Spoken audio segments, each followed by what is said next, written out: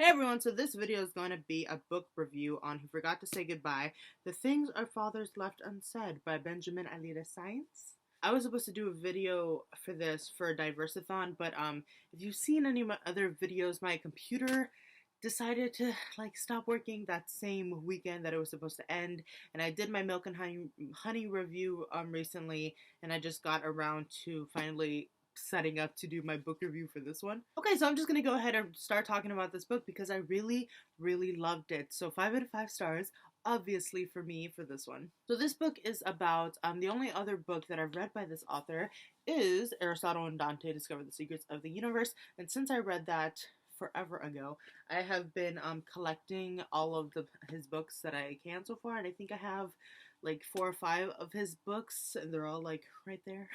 But this is the second book of his that I have read, and I really enjoyed it. So it's about the setting. It takes place in El Paso. Sorry, I just like to rest it on my face when I talk.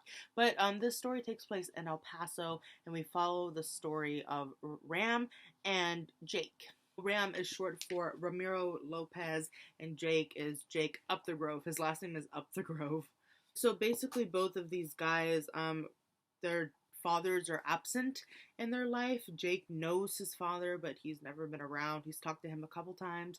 The guy didn't raise him. He doesn't really support him. He's kind of a stranger to his own son.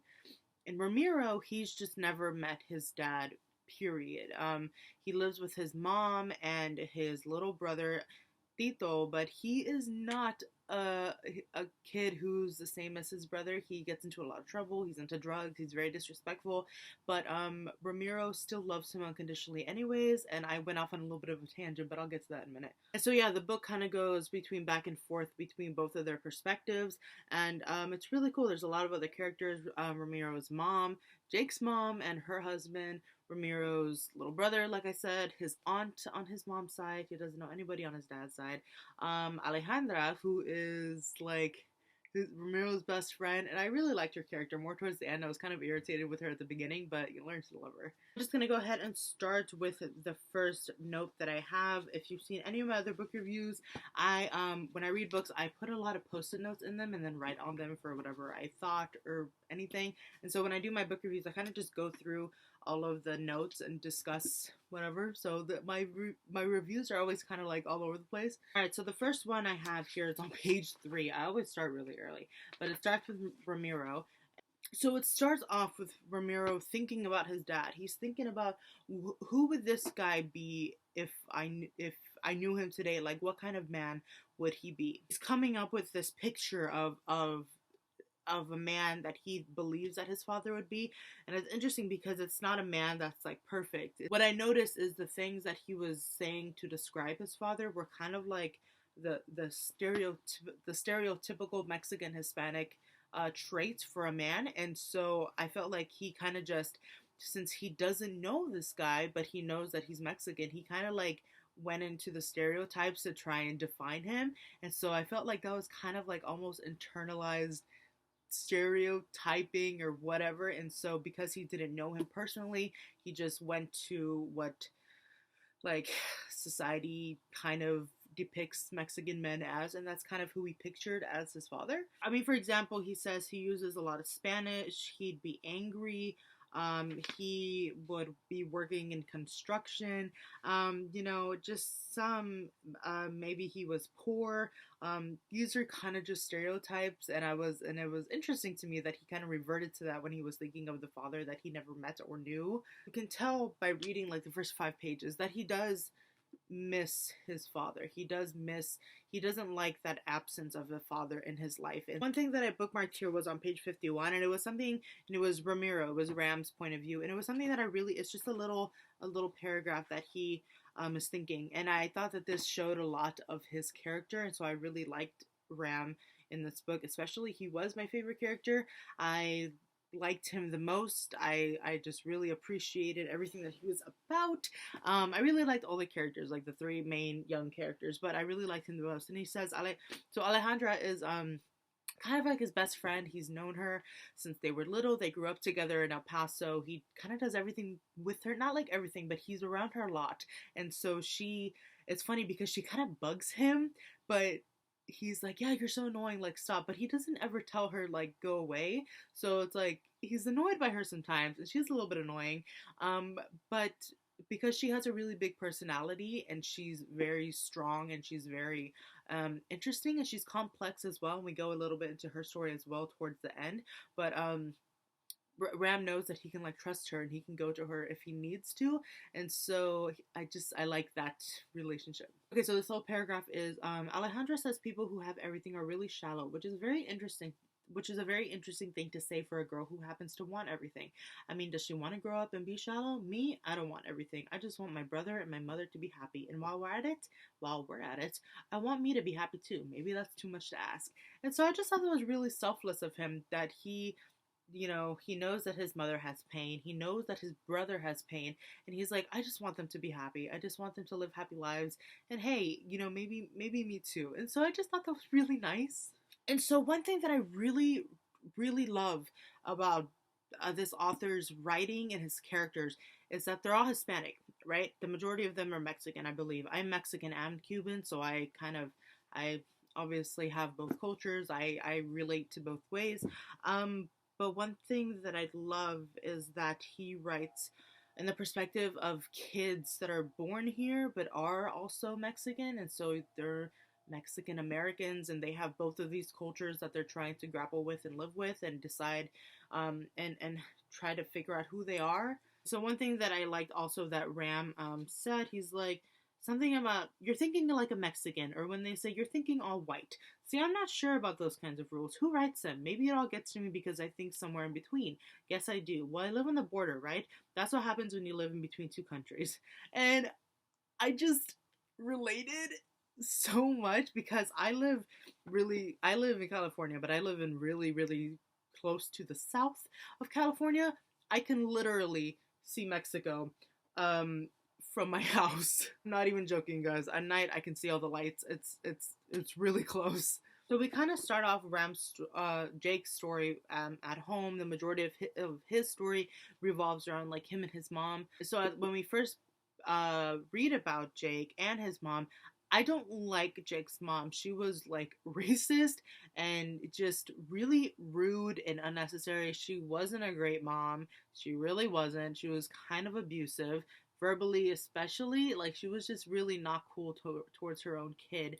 And she was obviously like super insecure, which I'll get into later. And she just was very selfish, honestly, and I didn't like his mom at all.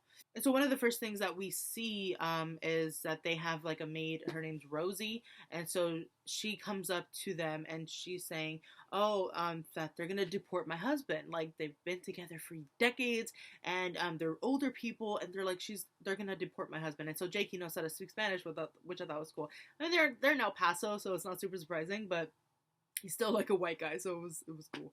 So Jake, he gets into an argument with his mom. He's like, we have to help her. Like, we need to get her a lawyer. We need to help her, and to prevent her husband from getting deported. And so his mom is just like, well, it's not our problem. It doesn't matter. If he gets deported, he gets deported. And Jake had like the same reaction that I did. He's like, really? This woman has been here my entire life. She's cooked for us. She's cleaned for us. And now that she needs our help for one little thing that we probably could help with, we're not going to do anything. And so that's pissed off Jake really bad. And so they got into an argument, and Jake like eventually ran out the house, and he went with Rosie, and he like took her home. And it was like, that was one of the first things we got about his mom. And it was like, wow. So one of the things especially that irritated me was that she wasn't the kind of racist to be like outwardly racist, like calling people names or whatever. She was just really passive aggressive about it. She's like, no, we're not going to help them. We're not going to get involved. Like, that's none of our business. She'd like be like that. And it was just like, and so I also related with Jake quite a bit because he's just so angry all the time, and it's like he has reason to be angry. He's not angry for no reason, but like the things that he's angry for is usually things that people just ignore so that they can stay sane. But Jake, he just doesn't ignore these things, so he's constantly angry. So it's funny because he has a therapist, so when he goes to see her, he's like, oh, the anger management lady is what he calls her, and he's like, you'd manage your anger better if you got to the root of your problem. You just don't seem to like people that very much. And he's like, I'd like them a whole lot better if they were more likable. And I was just like, Jake, just same. Oh my god. Okay, and so I said they were in El Paso, right? One of my favorite comedians ever is Gabriel Iglesias. I love him so much. I've been watching him for like a few years now, several years, I don't even know, but I love him. He's amazing. If you don't know who Gabriel Iglesias is, if you don't know who he is, I will put a picture like right here or something. He has several shows on Netflix. If you have Netflix, just oh my god, he's so funny, you guys. He's so funny. Anyways, so in one of Gabriel, or like several of his acts, he talks about Chico's Tacos in El Paso, and so Ram, he goes to Chico's Tacos, and I was like, oh my god, I know what that is. And so I actually looked it up the other day, like what the place looks like, and so I have a picture. I found a picture, and it's not like exactly what I was expecting, because here, I have down the street from my house, there's a Tacos El Gordo, and so like that's kind of what we have, and it's delicious, you guys. Oh my god. Here we have kind of TJ Tijuana street tacos, and so it's like the little tacos with carne asada, with chicken. I think there's like adobada. I can never say that fast. Just all sorts of things, and it's like cabeza. They have those, which are really good. But yeah, so Chico's Tacos, they're apparently roll tacos, like slathered in some kind of sauce and like topped with cheese. That's not even what I was thinking at all, but apparently they're like really good, and so I want to go to El Paso and try them. Okay, so then Jake, he tells a story about the time when he was a child. I think he was small enough to still like carry around a stuffed animal with him, and which he named Ned. He had a teddy bear named Ned, which was really cute.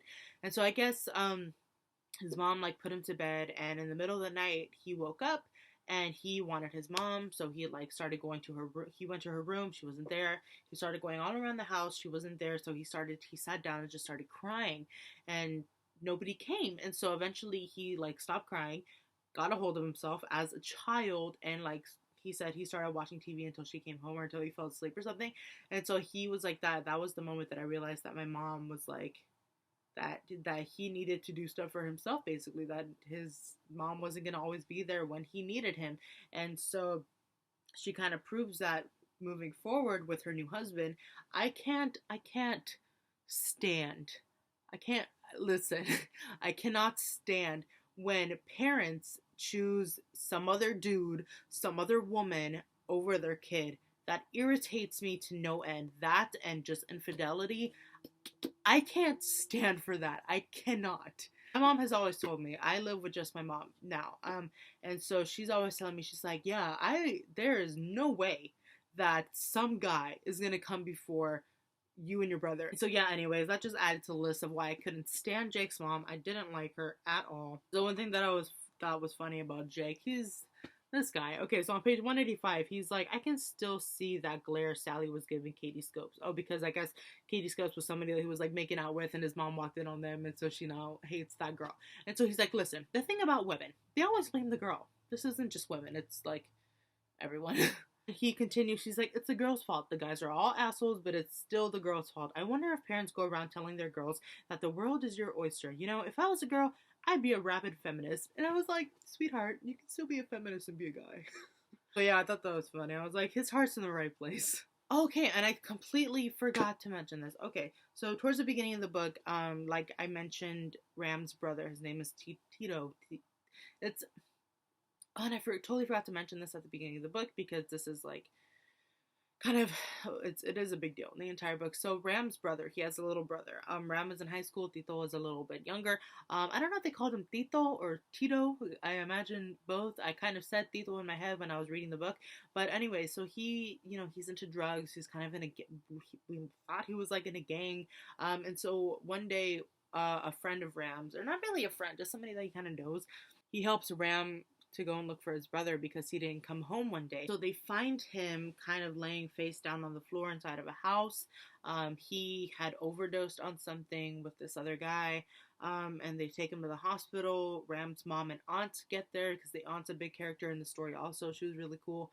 And so he's in the hospital now, and they don't think he's gonna make it. And so throughout the entire book, the majority of the time, is basically Ram kind of dealing with like his father, with this new friend Jake, with Alejandra, with his mom, with Tito in the hospital. And so it's kind of like a really stressful time for him throughout this entire book. And so yeah. Okay, and so on page 213, Jake, not Jake, Ram, he kind of has another like monologue within himself where he's talking about his dad. And so he's like wondering, he's like, why isn't my dad here? Why isn't he around? Why isn't he? But doesn't he have some kind of say in Tito's in the decision to take him off like the life support? And so I got a little bit irritated with him because I was like, why do you care so much? Why do you care so much about this guy who very much obviously doesn't care about you or your family? So at this point, Tito is not looking great. The doctors, the neurosurgeons are pretty confident that he's not going to make it. And so his mom needs to make a decision and to whether or not take him off life support. So all the aunts and uncles, they come and they try and support her. And and so at the same time, Ram, he leaves the hospital and he meets Jake like at a cemetery after he gets some tacos. And so Jake is like, hey, I'm having a party if you want to come. And so Ram, he basically goes. He goes to this party. He tells his mom, and she's like, "Yeah, it's okay, go." And so he goes with Alejandra, and so they go to this party together. And it's funny because there's a whole bunch of people there because this party was basically made by Sally, you know, Jake's mom. That's not her real name. That's just what he calls her to get under her skin. And so basically, yada yada. Alejandra, Ram, and Jake finally get together, and it's funny because somebody says, who said it? Alejandra. She asks Jake, he's like, oh, do you believe in gender politics? And I'm just like, that is such an Alejandra thing to say, and that's such a funny like conversation opener. And so a little bit later, Alejandra, she finally gets some things off her skin because up until this point she's always been the very kind of cocky girl. She always has something to say. She acts like she knows everything. And so her situation, so Jake and Ram don't have their dads. Alejandra doesn't have her mom. And so she lives with her dad, and so she states that the year before this all happened, she finally met her mom. And so she's like, yeah, it was disappointing. She was a stranger. I didn't know who she was. I didn't feel mother-daughter connection.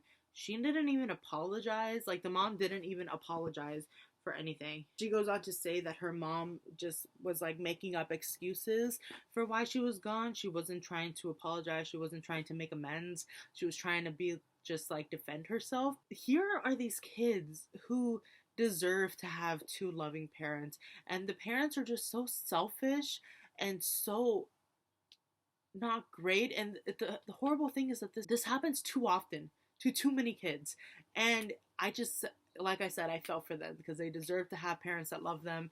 They all had, well, I know Ram and Alejandra for sure had one parent that loved them. Jake's mom did love him, but she was just really selfish also.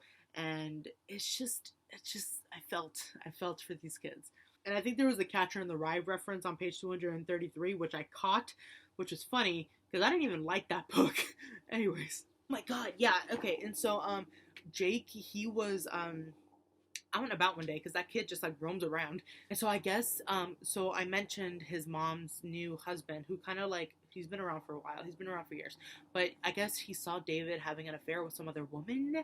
And he was like fighting within himself. He's like, should I tell my mom? Should I not? Da da da da da. So during this party that they were at, that woman, she comes to the party and like basically exposes everything, and it was pretty crazy because like the drama. And then Jake's mom, she kind of goes crazy. She kicks everybody out of the house. She slaps Jake like 5 times in the face, which is really uncalled for. David just leaves, and she's a mess. It was even worse. Like, this woman that David was having an affair with, she knew that he was married. This is what I don't understand also. Infidelity, right. But if you know that the person you're with is married or has a boyfriend or girlfriend and you still choose to be with them, like, I don't understand the reasoning. Like, if they're gonna cheat on somebody, what makes you think that they're not gonna cheat on you? I don't understand. It blows my mind. Okay, and so this was on page 253. Ram, he has some character development, and so he says what I said earlier about how I was mad at him, and so he goes, sometimes I guess you just have to accept the life that was given to you. Not having a father doesn't have to be an effing tragedy. That's what Tito did. He turned his whole life into a tragedy. That's not for me. And I just, yes, Ram, just yes. Just because something happens to you, just because like something unfortunate, a tragedy happens to you, doesn't mean that situation or that tragedy needs to become you. You get to choose how you react to things. You get to choose how you wanna just take things. And I felt like he had a lot of growth when he decided that like his father being gone wasn't gonna destroy him and that it wasn't going to define him. And I just that was so important. And another thing on page 258, the like Ram's mom and his aunt and other people, and even Alejandra, they kept calling him and Jake beautiful, and I thought that was really nice because people don't usually call guys beautiful. You know, stupid people would be like, no, he's not beautiful, he's handsome. I don't think beautiful has a gender, so you can call guys beautiful. I've always thought that was really nice to call a guy beautiful because, you know, guys are, so are girls, and so what's the deal? What's the big deal with calling guys beautiful? And so I just like that. I like that. Oh my god, another thing, this book actually made me laugh a few times, which was really great because it teaches you something, but I also had a good chuckle. And so on page 261, they take Jake to go and eat menudo. And so Jake is like, yeah, I've never tried it. And Ram and Alejandro are eating it. And it's so funny because I hate menudo so much. Like I said earlier, I'm half Mexican, half Cuban. I grew up eating like so much Mexican food, y'all. You don't even know. But I can't eat menudo. The tripe, the tripe, I can't do it. So on page 264 is when Ram finally kind of learns about his dad. So he goes to his mom and she's like, come here, I need to tell you something. And so I'll just read it. He's like, your father, he has another life now. He has another family. I nodded. California. He said it was okay to let Tito go. He said he was sorry for everything. And then Ram says, is he coming? God, I could hear the desperate thing in my voice. I hated myself for that desperate thing. She shook her head. He didn't think it was a good idea. I nodded. Why was I nodding? She walked up to me and stared into my eyes. She was searching for something. Did he ask for me? I whispered. She nodded.